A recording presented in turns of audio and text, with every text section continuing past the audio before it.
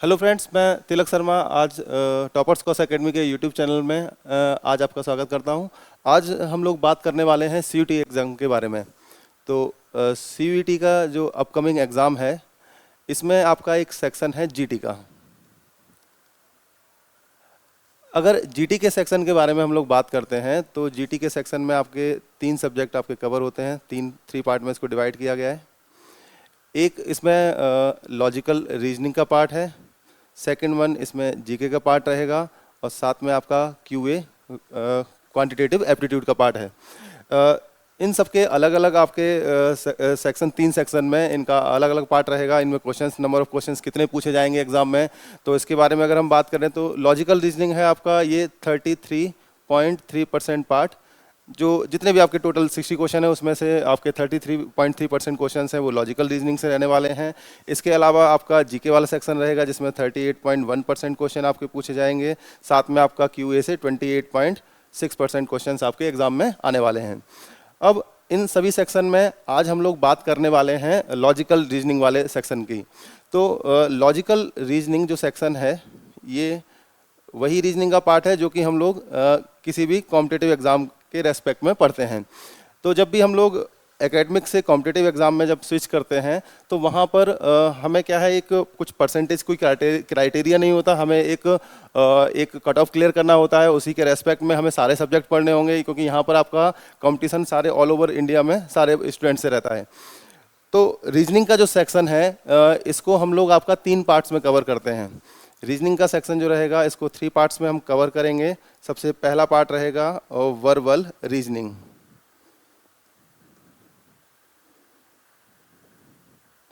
सबसे पहला part verbal reasoning है। रीजनिंग का वर्बल रीजनिंग वाला जो पार्ट है ये रीजनिंग का वो पार्ट है जिसमें किसी भी प्रॉब्लम को, रीजनिंग की जो भी प्रॉब्लम्स आपके एग्जाम में पूछी जाती हैं उनको हम लोग बोलकर या लिखकर एक्सप्रेस कर पाते हैं। मतलब जो वर्बल रीजनिंग में हम उन प्रॉब्लम्स को सॉल्व करेंगे जो कि आपका अल्फ़ाबेट से रिलेटेड होंगी या नंबर से रिलेटेड होंगी। इसके अलावा सेकंड पार्ट जो रहेगा रीजनिंग के अंदर, इसमें हम बात करेंगे किसमें,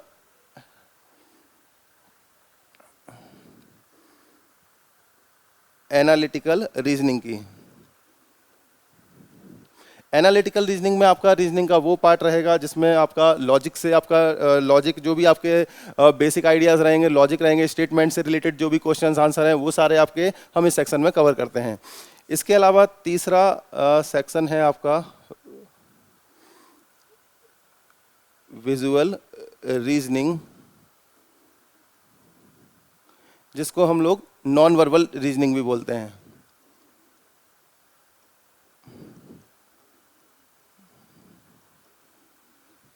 विजुअल रीजनिंग या नॉन वर्बल रीजनिंग, जैसा कि नाम से यहाँ पर क्लियर है कि हमें रीजनिंग की उन प्रॉब्लम्स को यहाँ पर फेस करना है जिनको हम ना तो हम बोलकर एक्सप्रेस कर पाते हैं ना लिखकर। ये आपके डायग्राम की फॉर्म में रिप्रेजेंट किए जाएंगे। तो डायग्राम से रिलेटेड जितने भी क्वेश्चंस होते हैं आपके रीजनिंग के रेस्पेक्ट में, जो भी आपके लॉजिक लगेंगे वो आपका डायग्राम के रेस्पेक्ट में ही आपको देखने पड़ेंगे।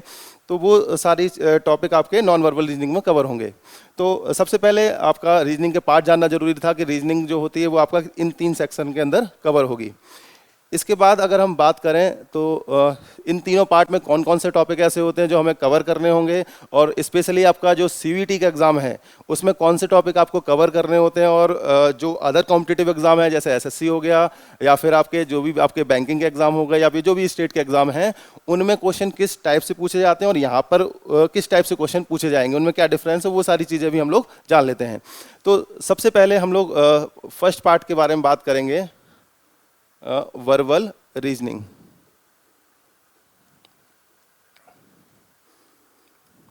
वर्बल रीजनिंग में आपके जो टॉपिक्स होंगे उनको हम लोग स्टेप बाय स्टेप लेकर चलेंगे। ऐसा नहीं कि कोई बीच में रैंडमली टॉपिक उठा दिया और उसको डिस्कस कर लिया। हम उन टॉपिक को एक साथ लेके चलते हैं जो कि एक दूसरे से रिलेट करते हैं। इससे आसानी ये होती है कि हमारा टॉपिक एक कॉन्सेप्ट से हमारे एक से ज़्यादा टॉपिक हमारे कवर हो जाते हैं। जैसे आपका जो स्टार्टिंग जो होगी आपका वर्बल रीजनिंग की, उसमें हम लोग आपका स्टार्ट करेंगे आपका सीरीज से। सीरीज़ जैसा आपने नाम पहले भी सुन चुके होंगे, और सीरीज़ ये रीजनिंग का एक ऐसा टॉपिक है जिससे आपका अक्सर कर एग्जाम में क्वेश्चंस पूछे जाते रहे हैं। सीरीज़ है ये 2 पार्ट में कवर होता है। एक आपका नंबर सीरीज़ रहता है जिसमें हम नंबर से रिलेटेड क्वेश्चंस होते हैं सीरीज़ के, जिनको डिस्कस करेंगे। सेकंड आपका जो पार्ट रहेगा वो है आपका यहाँ पर लेटर सीरीज। लेटर सीरीज या अल्फ़ाबेट सीरीज भी इसको बोलते हैं। यहाँ पर अल्फ़ाबेट से रिलेटेड सीरीज के जो क्वेश्चंस हैं उनको हम लोग आपका सॉल्व करते हैं डिफरेंट डिफरेंट लॉजिक के थ्रू। उनके लॉजिक क्या हैं, कौन कौन से लॉजिक यहाँ पर यूज होते हैं, कितने टाइप के क्वेश्चन पूछे जाते हैं, वो जब हम चैप्टर को डिटेल में पढ़ेंगे तब वो सारी चीज़ें आपका डिस्कस करेंगे यहाँ पर। सेकेंड सीरीज को जब हम कवर कर लेंगे उसके बाद आपका जो सेकेंड टॉपिक है वो है आपका एनालॉगी। एनालॉगी आपका, या जिसको सिमिलैरिटी भी बोलते हैं, ये एनालॉगी एक ऐसा टॉपिक है जो कि हम लोग आपका यहाँ पर रीजनिंग वाले जो वर्बल रीजनिंग वाले सेक्शन में कवर करके चलेंगे। इसको भी हम लोग आपका 3 पार्ट से कवर करते हैं। एक आपका नंबर एनालॉगी, एक लेटर एनालॉगी और एक वर्ड एनालॉगी। 3 सेक्शन होते हैं आपका एनालॉगी के। एक आपका नंबर एनालॉगी, एनालॉगी के वो क्वेश्चन जो कि नंबर से रिलेटेड हों। दूसरे एनालॉगी के वो क्वेश्चन जो अल्फ़ाबेट से रिलेटेड हों। तीसरे में आपका वर्ड मीनिंग से रिलेटेड आपके एनालॉगी के क्वेश्चंस होंगे जिनको हम लोग आपका यहाँ पर डिस्कस करके चलेंगे आपका क्लास में। इसके बाद एनालॉगी के बाद थर्ड जो टॉपिक है आपका वो है कोडिंग डिकोडिंग।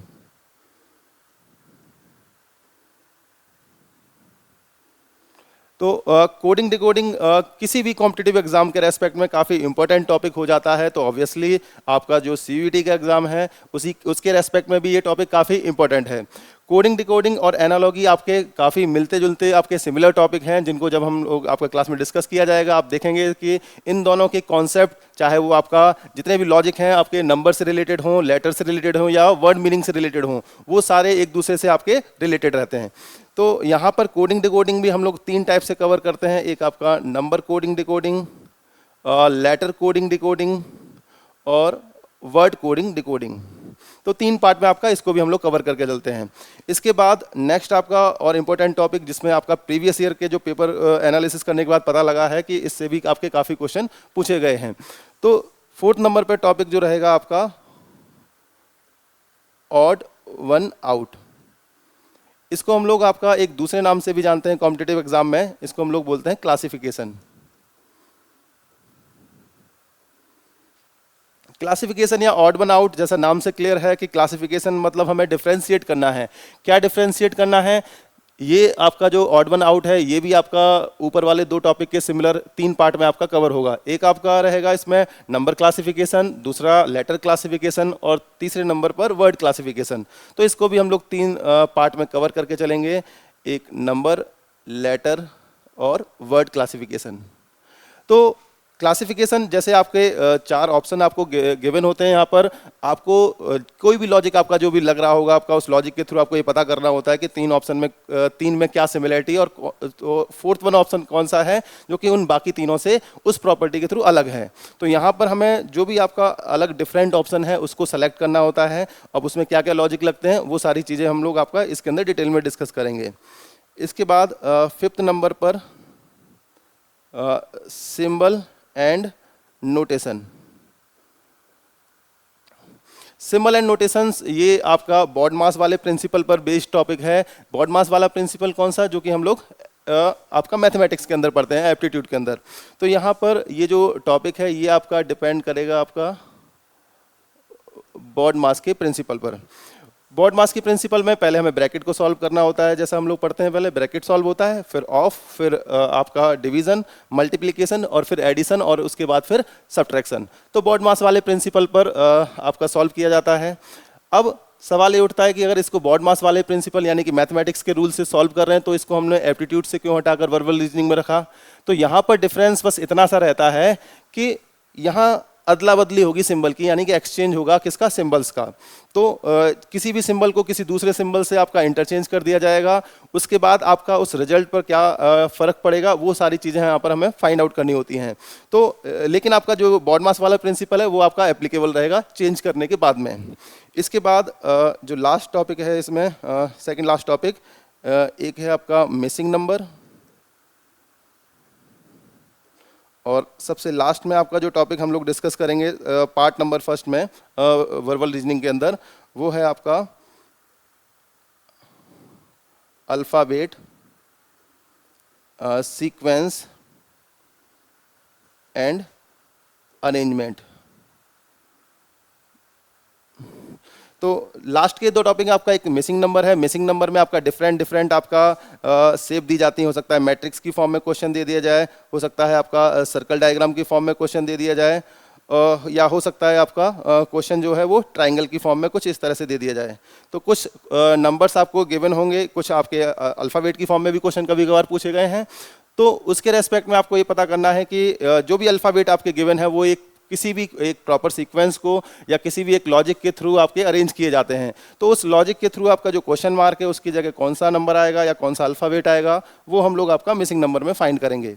इसके अलावा alphabet sequence and alphabet arrangement, ये आपका काफ़ी इंपॉर्टेंट टॉपिक है वर्बल रीजनिंग का, जिससे प्रीवियस ईयर में आपके जो सीवीटी का एग्जाम हुआ है उसमें काफ़ी क्वेश्चन आपके इस टॉपिक से पूछे गए हैं। जैसा जब आप एग्जाम को एनालिसिस करेंगे तो इसको हम लोग ग्रुपिंग और अरेंजमेंट और ग्रुपिंग के नाम से भी आपका जानते हैं। तो वहाँ पर आपका इस टॉपिक से काफ़ी क्वेश्चन पूछे गए हैं। यहाँ पर अल्फ़ाबेट्स को या फिर आपका वर्ड्स को हम लोग अरेंज करते हैं, उनकी ग्रुपिंग करते हैं, और वो भी आपका एक लॉजिक, ऐसा नहीं है कि आपका बिना सर पैर के कोई हमने ग्रुपिंग कर दी। किसी भी एक लॉजिक के थ्रू आपका जब ग्रुपिंग करेंगे तो क्या सीक्वेंस रहेगा अल्फ़ाबेट्स का, वर्ड का या डिक्शनरी पैटर्न के क्वेश्चन, वो सारे क्वेश्चन हम लोग आपका इसके अंदर डिस्कस करके चलेंगे। तो ये फर्स्ट पार्ट है रीजनिंग का, वर्बल रीजनिंग। इसके बाद हम सेकंड पार्ट की तरफ चलेंगे। सेकंड नंबर पर analytical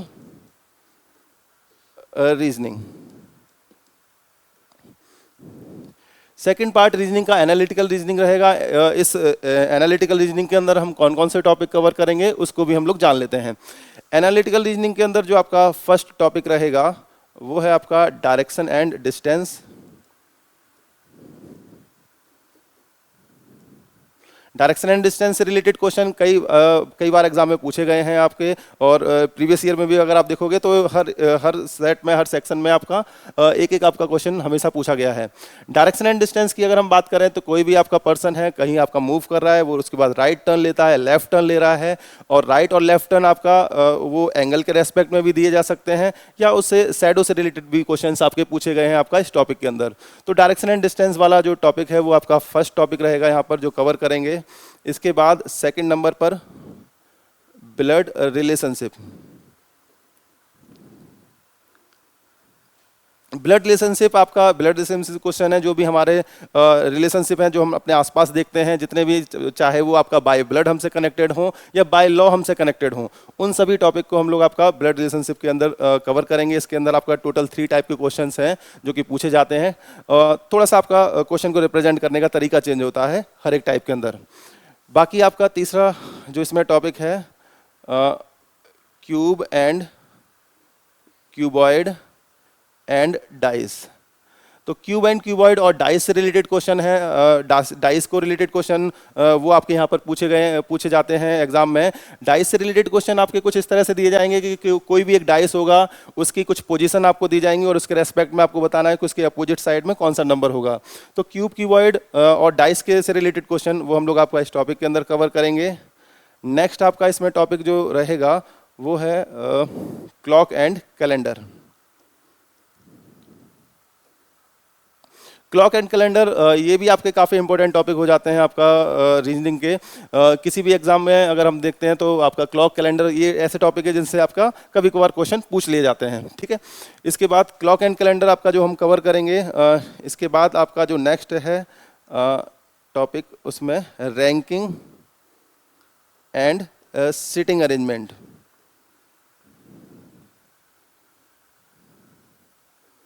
ranking and seating arrangement ये क्या है आपका, ये जब भी आपका राउंड टेबल का राउंड कुछ लोग बैठे होते हैं तो किसके राइट में कौन है, लेफ्ट में कौन है, ये आपका हम लोग सिटिंग अरेंजमेंट के अंदर पता करते हैं। इससे रिलेटेड क्वेश्चन जो भी हैं, जितने भी टाइप के क्वेश्चन हैं वो सारे आपके डिस्कस करेंगे। इसके अलावा रैंकिंग के क्वेश्चंस, कोई भी पर्सन आपका, कोई भी क्लासरूम आपका लेके चलेंगे, कोई भी क्लास है या फिर कोई भी आपका रो है, उसके रेस्पेक्ट में किसके आगे कितने पर्सन हैं या फिर 2 लोगों के बीच में कितने लोग बैठे हैं, किसके राइट में कौन है, लेफ्ट में कौन है, ये रैंकिंग के अकॉर्डिंग हम लोग आपका यहाँ पर डिसाइड करते हैं। इसके बाद नेक्स्ट आपका इसमें जो टॉपिक है वो है आपका वेन डायग्राम। वेन डायग्राम ये आपका मैथमेटिक्स का एक लॉजिक है जिसको हम लोग रीजनिंग के अंदर अप्लाई करेंगे। वेन डायग्राम में आपके कुछ वर्ड दिए जाएंगे, उनको हम लोग आपका एक सर्कल डायग्राम से रिलेट करके चलेंगे। सर्कल डायग्राम से रिलेट कैसे करेंगे? उनकी प्रॉपर्टी के बेसिस पर, प्रॉपर्टी आपका या उनकी जो भी क्वालिटी है या क्वांटिटी के बेसिस पे हम लोग उनको रिलेट करते हैं, लेकिन आपका एक प्रॉपर एक लॉजिक के थ्रू होना चाहिए वो चीज़ें। इसके बाद नेक्स्ट आपका टॉपिक है स्लॉग। स्लॉग ये एक ऐसा टॉपिक है जो कि कॉम्पिटिटिव एग्जाम के स्टूडेंट को हमेशा परेशान करता रहा है। इसमें आपके क्वेश्चंस कुछ इस तरह से पूछे जाते हैं कि लोग थोड़ा कन्फ्यूजन की स्थिति में रहते हैं, लेकिन हम इसको भी वेन डायग्राम के ही कॉन्सेप्ट से इतना इजीली सॉल्व कर लेंगे ताकि आपका एग्जाम से रिलेटेड कोई भी क्वेश्चन आपका पूछा जाएगा एग्जाम में, तो किसी भी लेवल का क्वेश्चन हो वो आप सॉल्व कर पाएँ आराम से। इसके बाद स्लॉग के बाद जो नेक्स्ट आपका टॉपिक है वो है आपका statement and argument. Statement and argument, argument क्या होता है आपका? जैसे तर्क वितर्क होता है, वाद विवाद होता है। अगर आपको कोई एक जैसे ग्रुप डिस्कशन चल रहा है, कोई आपको टॉपिक दे दिया, तो कुछ लोग होते हैं उसके सपोर्ट में होते हैं, कुछ लोग होंगे आपका उसके अपोज में होंगे। तो कोई भी चीज़ अगर डिस्कस करी जाएगी तो उसमें दो तरह के आपके दो पार्ट आपके डिवाइड हो जाते हैं जो लोगों के, तो उसी से रिलेटेड टॉपिक है आपका स्टेटमेंट आर्गुमेंट। यहाँ पर क्या है, आपको स्टेटमेंट को देखकर ये समझना होता है कि वो पॉजिटिव है या नेगेटिव है, पहले ये समझना है। उसके बाद आर्गुमेंट होंगे, वो दो दिए जाएंगे, दो आर्गुमेंट आपके टू गिवन होते हैं। इसमें एक पॉजिटिव आर्गुमेंट होता है और एक नेगेटिव, और उनको हमें ये देखना है कि स्टेटमेंट अगर पॉजिटिव है तो पॉजिटिव आर्गुमेंट उसको सपोर्ट कर जाएगा, और स्टेटमेंट अगर नेगेटिव है तो नेगेटिव आर्गुमेंट उसको सपोर्ट कर जाएगा। तो उसी से रिलेटेड आपके ऑप्शन दिए जाते हैं जिनको हमें टिक करना होगा यहाँ पर। इसके बाद statement and assumption. Statement and assumption ये भी आपका स्टेटमेंट से ही रिलेटेड आपका एक टॉपिक है जिससे को हम लोग आपका यहाँ पर कवर करेंगे। इसके बाद लास्ट आपका जो टॉपिक है cause and effects. Cause and effects ये आपका एक ऐसा टॉपिक है जो कि आपके जीके से रिलेटेड फैक्ट्स या आपके साइंटिफिक फैक्ट्स पर बेस्ड है। तो कॉज एंड इफेक्ट आपका एक ऐसा टॉपिक है जो कि आपका जीके से रिलेटेड कुछ फैक्ट्स होते हैं आपके, वो दिए जाएंगे, आपको बताना है कि कौन सा स्टेटमेंट कॉज है और कौन सा उसका इफेक्ट है। या हो सकता है दोनों आपका इंडिपेंडेंट कॉज हो, या हो सकता है आपका एक इंडिपेंडेंट कॉज हो और दूसरा आपका क्या हो, इफेक्ट हो। तो वो आपका सारी चीज़ें हम लोग आपका कॉज एंड इफेक्ट के अंदर कवर करके चलेंगे। तो ये कुछ टॉपिक हैं जो कि हम लोग एनालिटिकल रीजनिंग के अंदर कवर करते हैं। ऐसा नहीं है कि आपका ये टॉपिक है, इसके अलावा कुछ एक दो टॉपिक और भी हम ऐड ऑन करेंगे इसके अंदर, जिनको हम लोग आपका एनालिटिकल रीजनिंग के अंदर कवर करते हैं। इसके बाद लास्ट जो सेक्शन आपका थर्ड नंबर पर रीजनिंग में रहेगा, विजुअल या नॉन वर्बल रीजनिंग।